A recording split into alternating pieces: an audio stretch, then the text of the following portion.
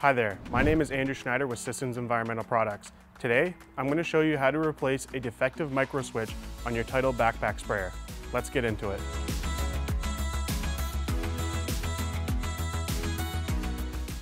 Without a battery installed and using a Phillips screwdriver, remove the 7 screws that hold the cushion and the 6 screws that hold the back cover plate to the tank. You may require a flashlight for the deeper recessed screws.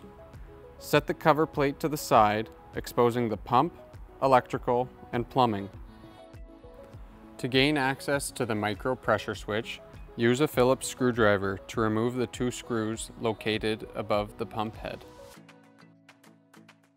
Next, remove the black protecting cover, thus exposing the micro pressure switch. Using pliers, remove the 2 wires connected to the micro pressure switch. Attach the black wire to the terminal underneath the switch and the yellow to the other terminal. Next, fit the pressure switch back onto the pump.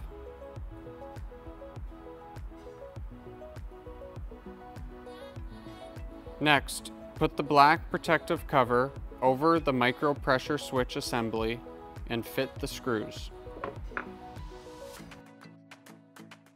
To confirm that the installation was done correctly, test the sprayer using a charged battery and by turning the power rocker switch on to either setting. Now that the sprayer is working, you can install the back cover plate and the cushion. Make sure to tuck any loose wires and hose into the cavity of the back plate.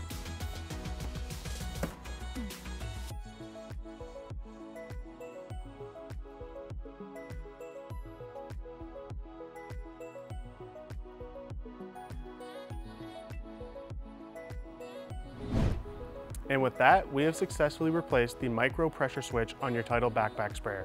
For more information, visit us at www.systemsenvironmental.com or give us a call at 1-800-367-4015.